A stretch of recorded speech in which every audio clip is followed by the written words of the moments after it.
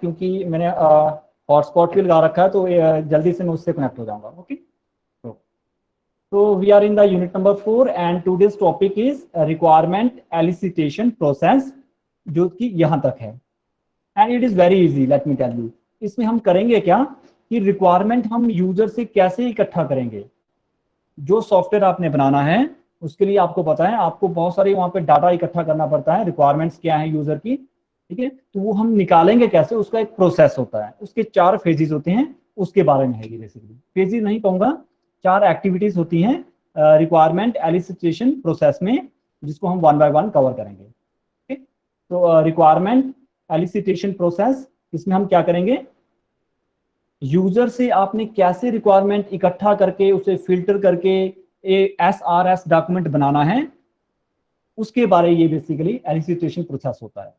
ठीक है, तो इसमें 4 डिफरेंट स्टेप्स या फिर फेजेस होते हैं। पहला होता है रिक्वायरमेंट गैदरिंग, जैसे आपको पता लग रहा है यहाँ पे, आप देख पा रहे होंगे। रिक्वायरमेंट गैदरिंग हम करेंगे, फिर रिक्वायरमेंट सारी की सारी हम रिक्वायरमेंट इकट्ठी करेंगे, फिर हम उनको ऑर्गेनाइज करेंगे। ऑर्गेनाइज करने का क्या मतलब हुआ, कई बार डुप्लीकेट होती हैं रिक्वायरमेंट्स, उनको हम रिमूव करेंगे, इनकम्प्लीट वाले को हम कंप्लीट करेंगे।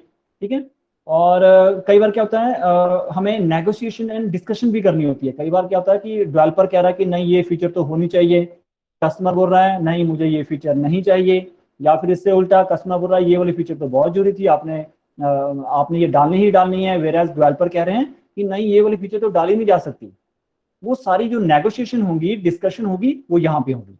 जब ये तीनों एक्टिविटीज कंप्लीट होंगी, फिर हमारा SRS डॉक्यूमेंट बनेगा। ठीक है, तो फर्स्ट में आप क्या लिखेंगे रिक्वायरमेंट गैदरिंग में, हियर कि डेवलपर क्या करेगा, जो जिसने सॉफ्टवेयर डेवलप करना है, वो क्लाइंट के साथ बैठकर, यानी कि यूजर के साथ, एंड यूजर के साथ बैठकर उनसे जानने की कोशिश करेगा कि उनकी एक्सपेक्टेशन क्या है, वो किस तरह का सॉफ्टवेयर बनाना चाहते हैं, वो सारी डिटेल इकट्ठा करेंगे। ठीक है, ये हमने पहले भी पढ़ा हुआ है, रिक्वायरमेंट्स गैदरिंग। जब रिक्वायरमेंट गैदरिंग होगी, फिर हम ऑर्गेनाइजिंग रिक्वायरमेंट्स करेंगे कि जितनी भी रिक्वायरमेंट्स हमने एक्टिविटी नंबर 1 में इकट्ठी की हैं, उसको हम प्रायोरिटी वाइज सेलेक्ट करेंगे, प्रायोरिटाइज करेंगे। प्रायोरिटाइज होता है कि पहले कौन सा करना है, दूसरा कौन सा करना है, लास्ट में जो ज्यादा जरूरी नहीं है काम तो सबसे लास्ट में करेंगे, जो सबसे ज्यादा जरूरी है काम तो सबसे पहले करेंगे। ठीक है, तो यहाँ पे डेवलपर क्या करेगा, प्रायोरिटाइज करेगा उनको और अरेंज करेगा सभी रिक्वायरमेंट्स को इन ऑर्डर ऑफ इंपॉर्टेंस, कि कौन ज्यादा जरूरी है वो सबसे पहले, जो सबसे जरूरी जो कम जरूरी है वो सबसे लास्ट में, या अर्जेंसी या कन्वीनियंस के अकॉर्डिंग उसको रीअरेंज कर सकते हैं। ठीक है, तो ये होते हैं 2 फेजेस, 2 एक्टिविटी सॉरी। उसके बाद रिक्वायरमेंट एलिसिटेशन प्रोसेस का जो तीसरा फेज या फिर एक्टिविटी है वो नेगोशिएशन एंड डिस्कशन। वो नेक्स्ट स्लाइड चलते हैं। नेगोशिएशन एंड डिस्कशन, इसमें क्या होगा, देखिए कई बार क्या होता है, रिक्वायरमेंट्स होती है एम्बिगुअस। एम्बिगुअस क्या होता है बच्चों, एक होता है क्लियर, यानी कि बिल्कुल क्लियर है, सामने दिख रहा है, किसी को कोई वहां पे कंफ्यूजन नहीं है। लेकिन अगर कंफ्यूजन है, वो क्लियर नहीं है, then it is called ambiguous. अगर रिक्वायरमेंट्स आपकी एम्बिगुअस है, क्लियर नहीं है, चाहे डेवलपर को या फिर यूजर को, फिर हम नेगोशिएशन एंड डिस्कशन कर सकते हैं।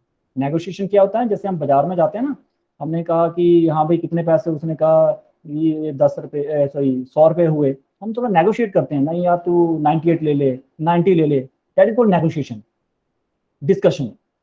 ठीक है, तो वही यहाँ पे हम करने जा रहे हैं। जब एक बार आपने प्रायोरिटाइज कर दिया सारी रिक्वायरमेंट को इकट्ठा करने के बाद, फिर हम क्या करेंगे, हम ये देखेंगे कि कहीं वहां पे एम्बिग्यूटी तो नहीं है, एम्बिगुअस रिक्वायरमेंट्स तो नहीं है, मतलब कि कोई ऐसी रिक्वायरमेंट तो नहीं है जिसका थोड़ा क्लियर नहीं हो रहा है, माइंड में थोड़ा शक है।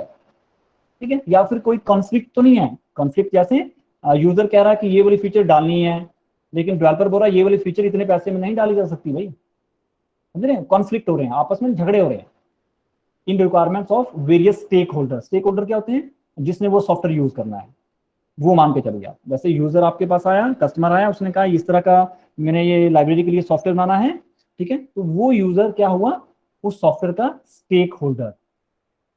ठीक है, तो आगे requirements may then be prioritize and reasonably compromise. तो उसके बाद जब आपने डिस्कशन या नेगोशिएशन कर ली, उसके बाद फिर से हम उसको प्रायोरिटाइज कर सकते हैं अगर वहां पे चाहें तो।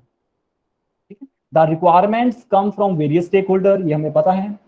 To remove the ambiguity and conflicts, ambiguous अगर रिक्वायरमेंट्स है, कॉन्फ्लिक्ट है अगर रिक्वायरमेंट है, अगर उसको रिमूव करना तो कैसे करेंगे, they are discussed for clarity and correctness. बस वही मेथड है हमारे पास, डिस्कशन करेंगे हम, नेगोशिएशन करेंगे हम, चलो ठीक है हम 5 लाख में ये सॉफ्टवेयर बना देंगे, चलिए ठीक है हम आपको ये वाली फीचर भी डाल के दे देंगे, या ये वाली फीचर डाली जा सकती है कि नहीं डाली जा सकती है, ठीक है। यूजर को हम बेसिकली सेटिस्फाई करेंगे, ओके। जब तक यूजर के और डेवलपर के बीच में क्लैरिटी ना हो जाए और वो सारी की सारी करेक्ट ना हो जाए प्रॉब्लम्स। आगे देखिए, लास्ट स्टेप इज डॉक्यूमेंटेशन। वो आपको पता है, यहाँ पे कुछ और लिखा हुआ है, लेकिन इसका मतलब क्या है बेसिकली, SRS डॉक्यूमेंट बनाइए बस, ठीक है।